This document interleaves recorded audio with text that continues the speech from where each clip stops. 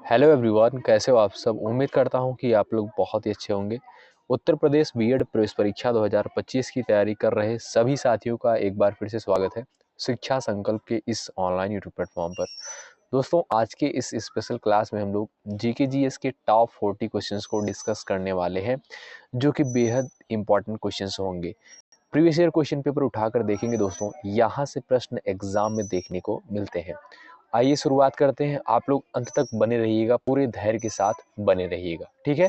चलिए शुरुआत करते हैं। यदि आपको जवाब पता होगा, आप लोग हर एक क्वेश्चन का जवाब देते हुए चलिएगा। पहला प्रश्न आपसे पूछता है, आनंद मठ के राइटर कौन है? रविन्द्रनाथ टैगोर, बंकिम चंद्र चटर्जी, सरोजनी नायडू, अरविंद घोष। आनंद मठ के लेखक कौन है? याद रखिएगा साथियों, बहुत महत्वपूर्ण क्वेश्चन है। आनंद मठ के लेखक कौन है? बंकिम चंद्र चटर्जी। विकल्प आपका इस क्वेश्चन का बी बिल्कुल राइट होगा। आगे बढ़ते हैं।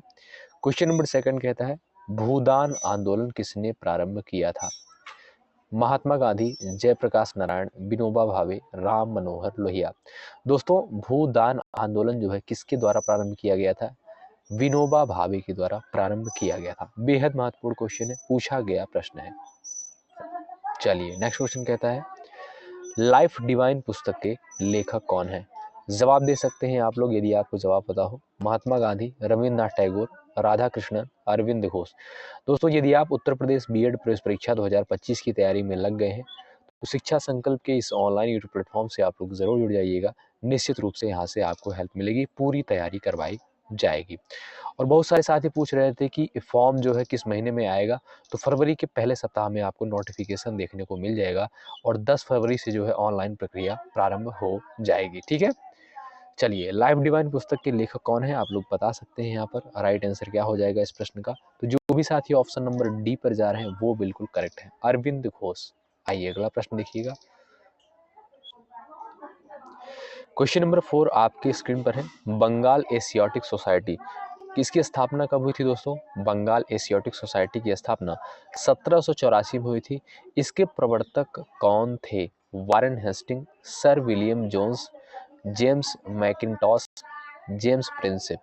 दोस्तों, बंगाल की एशियाटिक सोसाइटी की स्थापना 1784 में हुई थी और इसके प्रवर्तक जो थे उनका नाम था सर विलियम जोन्स, ठीक है। ऑप्शन नंबर बी बिल्कुल करेक्ट हो जाएगा। अगला प्रश्न कहता है, भारत की संविधान सभा किसके अनुसार गठित की गई? बेहद इंपॉर्टेंट क्वेश्चन है, पूछा गया प्रश्न है।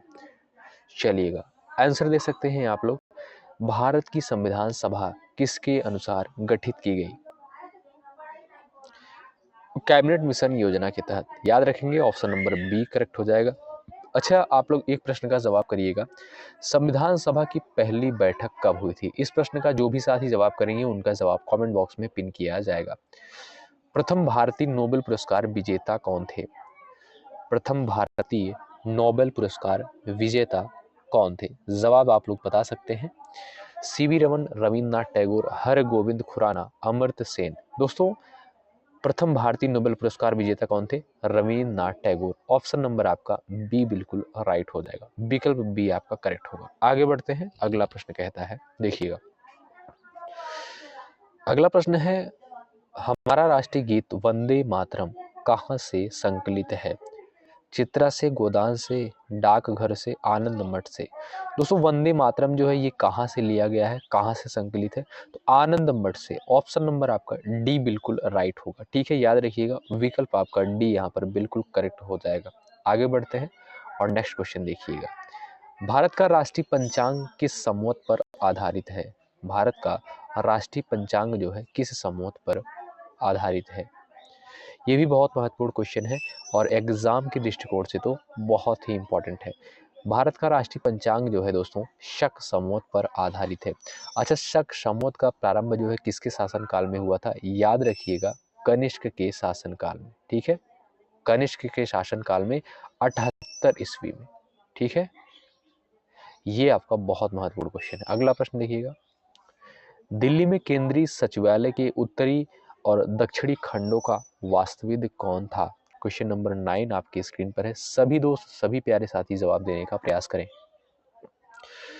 दोस्तों, यदि आप चैनल से जुड़ेंगे निश्चित रूप से आपको बेहतर से बेहतर कंटेंट दिया जाएगा और आप लोग देखिएगा, यहाँ पर जो भी चीज़ें आपको प्रोवाइड की जा रही हैं सारी चीज़ें बिल्कुल विश्वसनीय होंगी, आपको कोई भी फर्जी चीज़ें प्रोवाइड नहीं की जाएंगी, इतना आप लोग समझिएगा। दिल्ली के केंद्रीय सचिवालय के उत्तरी और दक्षिणी खंडों का वास्तविद कौन था? तो राइट आंसर हो जाएगा आपका एडवर्ड और लुटियंस। ऑप्शन नंबर आपका पहला बिल्कुल राइट हो जाएगा। निम्नलिखित में से कौन सी कृति रविन्द्रनाथ टैगोर की नहीं है? कौन सी कृति जो है रविन्द्रनाथ टैगोर की नहीं है? सभी प्यारे साथी आंसर देने का प्रयास करें। यहाँ पर देखेंगे चित्रा द कोर्ट डांसर, चित्रागंधा, ये जो है रविन्द्रनाथ टैगोर की कृति है। कपाल कुंडला जो है रविन्द्रनाथ टैगोर की कृति नहीं है। आगे बढ़ते हैं, अगला प्रश्न देखिए। भारत की शासन व्यवस्था में पहली बार प्रतिनिधि एवं लोकप्रिय तत्व को समाविष्ट करने का प्रयास किस माध्यम से किया गया था? इस प्रश्न का राइट आंसर हो जाएगा 1892 का भारतीय परिषद अधिनियम के द्वारा। ठीक है, ऑप्शन नंबर बी करेक्ट होगा, विकल्प बी करेक्ट हो जाएगा। अगला प्रश्न देखिएगा।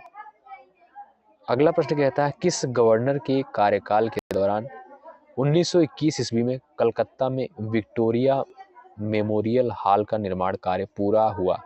बेहद इंपॉर्टेंट क्वेश्चन है।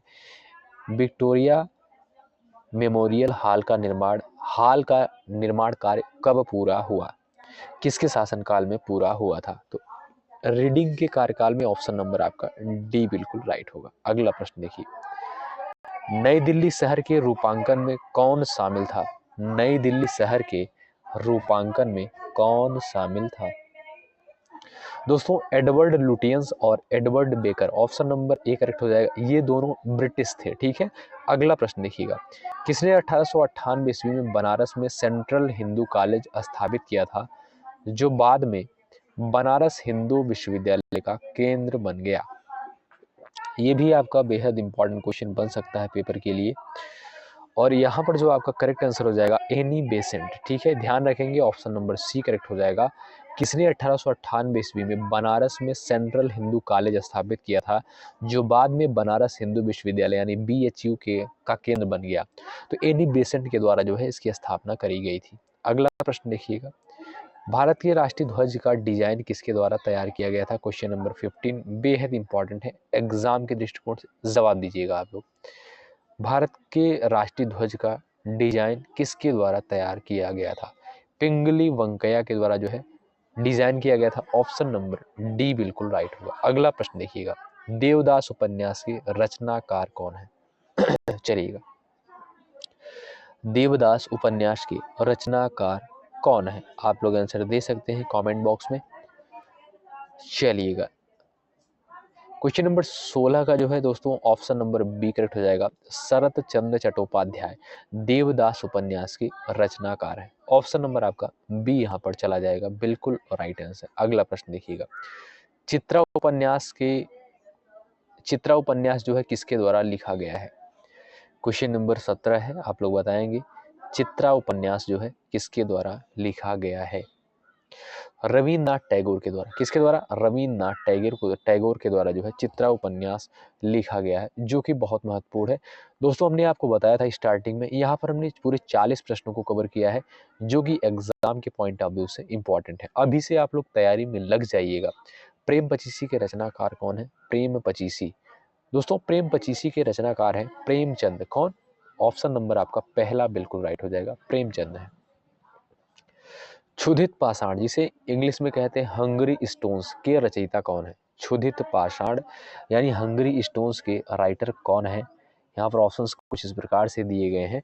तो रविन्द्रनाथ टैगोर, ऑप्शन नंबर आपका सी बिल्कुल करेक्ट होगा। अगला प्रश्न देखिएगा। विश्व इतिहास की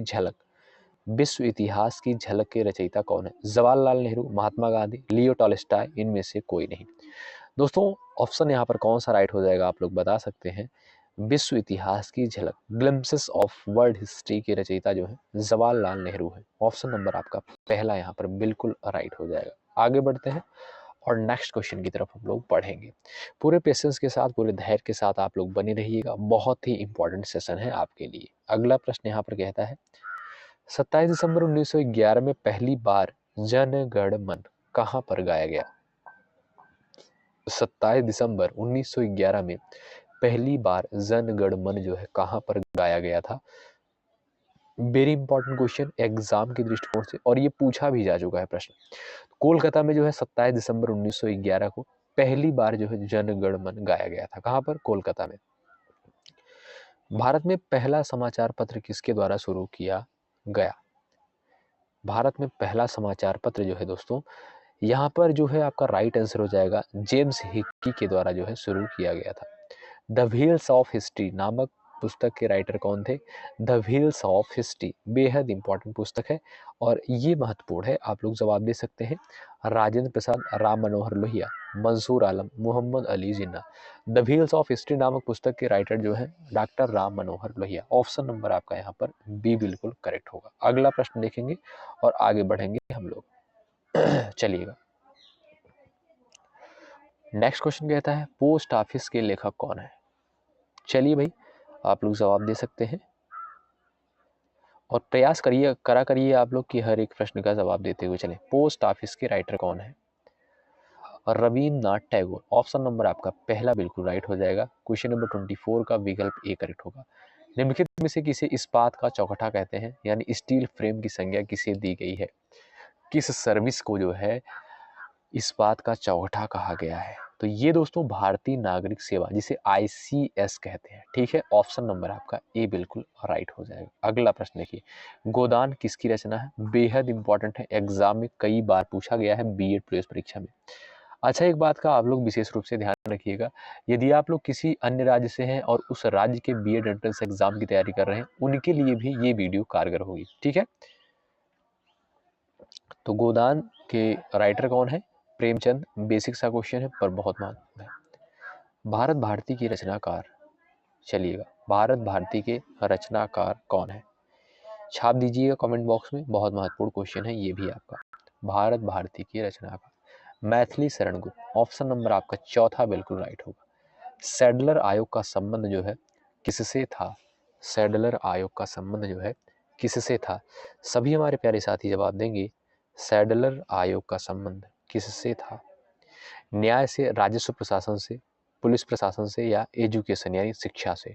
तो ऑप्शन नंबर आपका डी करेक्ट होगा, शिक्षा से संबंधित है। ठीक है, कौन सा आयोग? सैडलर आयोग।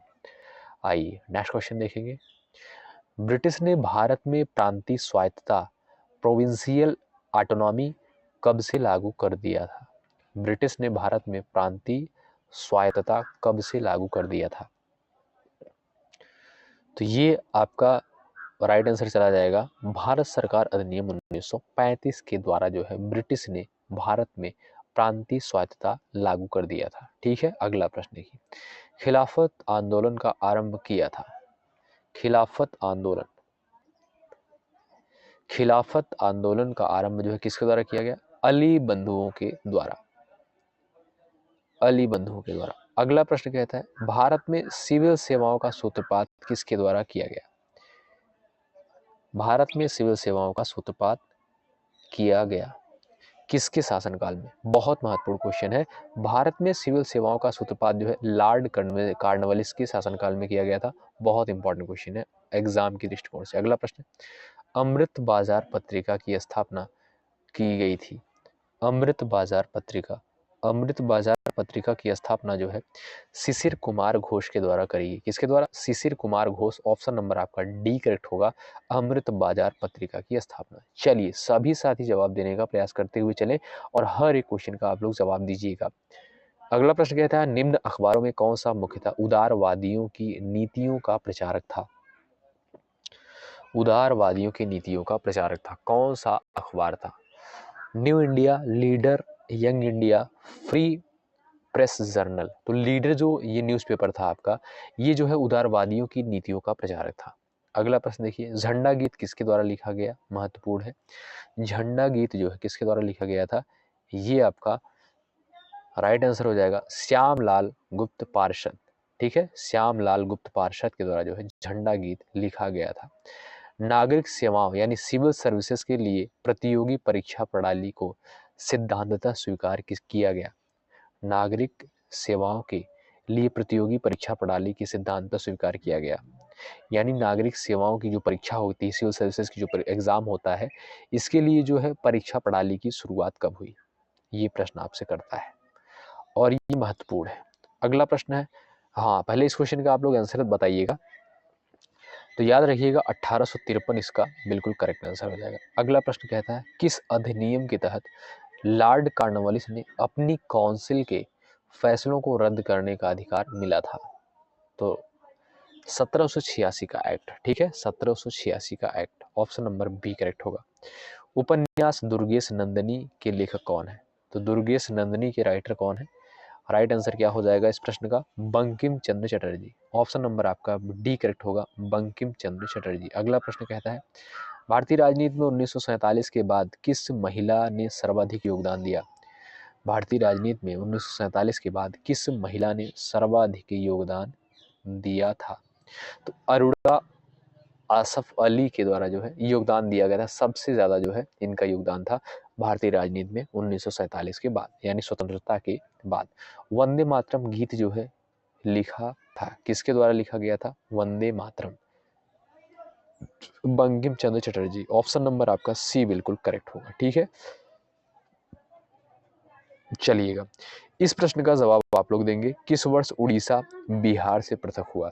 इस प्रश्न का जवाब आप लोग कमेंट बॉक्स में देंगे। ये आपका लास्ट क्वेश्चन है। हमने लगभग 41 प्रश्नों को कवर किया है और इस 41 नंबर के क्वेश्चन का जवाब आप लोग करिएगा कमेंट बॉक्स में, ठीक है। बहुत बहुत शुक्रिया अंत तक बने रहने के लिए। यदि आप बीएड प्रवेश परीक्षा 2025 की तैयारी में लग गए हैं तो शिक्षा संकल्प के इस ऑनलाइन यूट्यूब प्लेटफॉर्म से आप लोग जुड़ जाइएगा। निश्चित रूप से यहाँ से आपको हेल्प मिलेगी, पूरी तैयारी करवाई जाएगी और बहुत बेहतर तरीके से तैयारी करवाई जाएगी। और रणनीति के ऊपर यदि आपको वीडियो चाहिए तो आप लोग कमेंट बॉक्स में कमेंट कर सकते हैं। सिलेबस के ऊपर चाहिए तो सिलेबस के ऊपर कर सकते हैं, आपको बहुत ही बेहतर जानकारी दी जाएगी। बहुत बहुत शुक्रिया अंत तक बने रहने के लिए। जय हिंद, जय भारत।